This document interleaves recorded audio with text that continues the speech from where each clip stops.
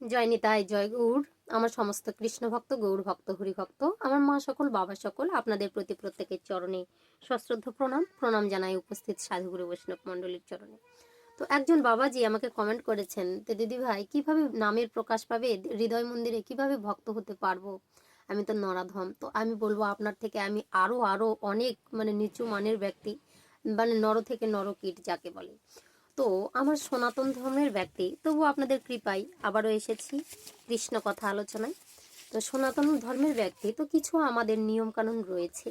তো আমি তো নিজে পারি না, আপনারা যদি পারেন, আপনাদের যদি সৌভাগ্য হয়, তো বহু জন্মের সুকৃতির ফলে কৃষ্ণ নাম মুখে আসে, কৃষ্ণ কথা হরি কথা শ্রবণ করবার কি বলবো সৌভাগ্য জন্মে। তো জীবনে ভক্তির উদয় কিভাবে হবে, তো কি বলতে হবে, বৈষ্ণব হতে হবে। শাস্ত্র বলছে বৈষ্ণব হও, সাধু সঙ্গ করো, আর সদ্গুরুর আশ্রয় করতে হবে। কিন্তু তো কেন, তিলক ধারণ করতে হবে, কণ্ঠী মালা ধারণ করতে হবে, তুলসীর হার পরতে হবে, নারীরা উত্তরীয় গায়ে দেবে, বৈষ্ণবরা শিখাপুচ্ছ রাখবে, এরকম নামাবলী ধারণ করবে, অনেক কিছু নামাবলী ব্রাহ্মণে ধারণ করবে। তো আমাদের কিছু কি বলছে, যতই সাধু সঙ্গ করবেন, যত কৃষ্ণ কথা আলোচনা করবেন, যত ভাগবত কথা আস্বাদন করবেন, যত সঙ্গের মধ্যে থাকবেন, তত কি আমাদের যে এই তাপিত পরাণটা, আমাদের যে কি বলবো, লোহার মধ্যে যেমন জং ধরে যায়, সেই রকম আমাদের আত্মা তেমন করে জংয়ের মধ্যে বসত করছে। একটা আত্মা দেহ ছাড়া কোনোদিনও উদ্ধার হতে পারে না। তো যার জন্য আমাদেরকে কি করতে হবে, বেশি বেশি সাধুসঙ্গ করতে হবে, কৃষ্ণ কথা আরাধনা করতে হবে, তো সদ্গুরুর আশ্রয় নিতে হবে, বৈষ্ণব হতে হবে, বৈষ্ণব সেবা দিতে হবে। বৈষ্ণবকে দেখলে আমরা মুখ যেন না ফেরাই। তারা যদি ভিক্ষার জন্য আসে, কৃষ্ণর চরণে দিয়ে সেবা প্রসাদ পায়, তাদেরকে দিকে এক মুষ্টি যে যদি আমরা চণ্ডুল দান করি, তো তাদেরকে দান করতে হবে যতটুকু সাধ্য, সেবার মধ্যে দিয়ে, পুজো পাঠের মধ্যে দিয়ে, নববিদ্যার মধ্যে দিয়ে আমরা কিন্তু আমাদের হৃদয় মন্দিরে কিন্তু ভক্তির উদয় হবে। তো বলবো, এই বয়সে আমি তুলসীর মালা পরবো, এই বয়সে আমার তিলক ধারণ করব, এতে কি হবে? তো শাস্ত্র বলছেন, কি শাস্ত্র বলছেন, তো তুলসীর হার না পড়ে যে ছাড়, জমালয়ে বসতি তার। প্রথম কলিটা বলে দিলেন। এবার কি বলছেন, তিলক ধারণ না করে যে জন, বৃথায় জন্ম তার। তিলকটা ধারণ করতে হবে, শাস্ত্র নিজে বলেছে, যে না লয় হরি নাম, বিধি তার হয় বাম। আর কি বলছে, পামর ও পাষণ্ড অতি, বৈষ্ণবের সেবন না করে যে জন, কি হবে তাহার গতি। নিতাই গৌর নাম আনন্দেরই ধাম, যেই জন নাহি লয়, তারে যমরাই ধরে নিয়ে যায়, আর নরকে দেয় তার ঠাঁই। তো এটা হচ্ছে শাস্ত্র বলে দিচ্ছে বাবা, আমি নই। গুরু মন্ত্র যদি করো, গুরু মন্ত্র যদি না করো একবার, কৃষ্ণ পদে, গুরু মন্ত্র যদি করো আশ্রয়, কৃষ্ণ পদে হবে ঠাঁই, কৃষ্ণের হবে দাস, তমগুণ যাবে, সত্য গুণ পাবে, হইবে কৃষ্ণেরই দাস। তো এ দাস লোচন বলে অনুক্ষণ, গোরা গুণ গাও সুখে, এই রসে যার রতি না হইল, চুন কালি তার মুখে। তাহলে কি বলছে, আমাদের যে হিন্দু ধর্মের, সনাতন ধর্মের ওই কলিযুগের একমাত্র তারক ব্রহ্ম নাম, তো কোথায় পাবো? এই বেশ নাম আমাদেরকে নিতে গেলে আমাদের একটা সদ্গুরুর প্রয়োজন আছে। তো সদ্গুরু কি দেবে, তো বীজের উদ্ধারের পথ দেখাবে।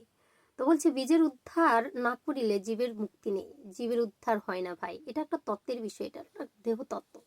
তো কিছুদিন হলো আমি এই চ্যানেলে গীতা ভাগবত দিচ্ছি, তো আপনাদের কমেন্টের জন্য আমি বাধা পড়ে গেলাম, যেহেতু আমি তত্ত্বের জন্য একটা চ্যানেল রয়েছে তো আপনাদের কাছে। তো এই যে বলছে ভক্তির হৃদয়, যতই করুন পূজা পাঠ, যতই দিন না কেন বৈষ্ণব সেবা, যতই করুন একাদশী দ্বাদশী, যতই শিবের কি বলবো লিঙ্গে জল ঢালুন, যতই আমরা গয়াকাশী বৃন্দাবন ধাম যাই, যতই আমরা সাধুসঙ্গ করি না কেন, একটাই কথা, বীজের উদ্ধার না হলে ভাই জীবের মুক্তি নেই, জীবের উদ্ধার হয় না ভাই। তো জীবকে যদি উদ্ধার পেতে হয়, আত্মাকে যদি পরিত্রাণ করতে হয়, তো আমরা যদি আত্মার মুক্তি কামনা করি, আমাদের দেহের মধ্যে যে আত্মা রয়েছেন, তো অনায়াসে যাকে গোবিন্দ আমাদের প্রাণের মধ্যে সঞ্চার করেছেন, যার মালিক হচ্ছে প্রাণ গোবিন্দ নিয়ে যায় পরমাত্মা রূপে রয়েছেন, তো আমাদের মনে এই দেহটাকে পরিচালনা করছেন, মনকে পরিচালনা করছেন এই আমার আত্মা, আর আত্মাকে পরিচালনা করছেন আমার পরমাত্মা, সেই ভগবান গৌর হরি বা আমার শ্রীকৃষ্ণ। তো এই যে নাসিকার দ্বারা যে আমাদের প্রাণবায়ু ভিতরে যাতায়াত করছেন, রমণ করছেন, রাম রমন্তি, মানে রামের সঙ্গে প্রতিনিয়ত, যে রাম সেই কৃষ্ণ, তাই না? তো প্রতিনিয়ত তার দেখা সাক্ষাৎ হচ্ছে, যাচ্ছে আসছে, তার কাছে আমরা বাধা পড়ে গেছি। তো সেখানে কিছু নারী আছে যে নার্ভগুলো আমাদের এগুলো চলাচল করে, এগুলো কে দেবে?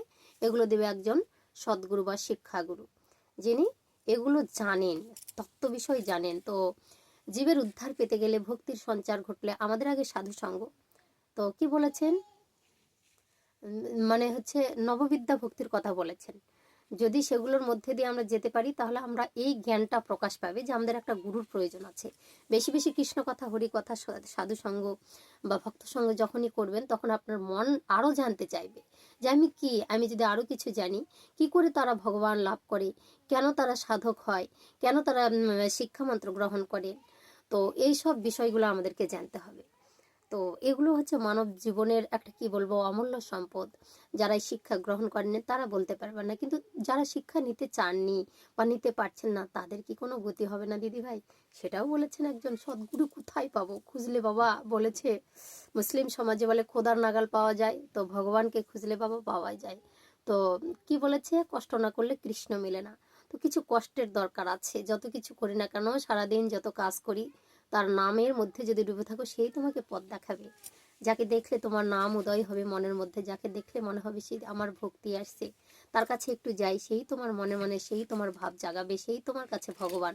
তো আমি এটাই বলবো, এইভাবে যদি চলতে পারেন, অবশ্যই ভক্তির দিকে চলে যাবেন, আর গুরু কৃপা অবশ্যই হবে।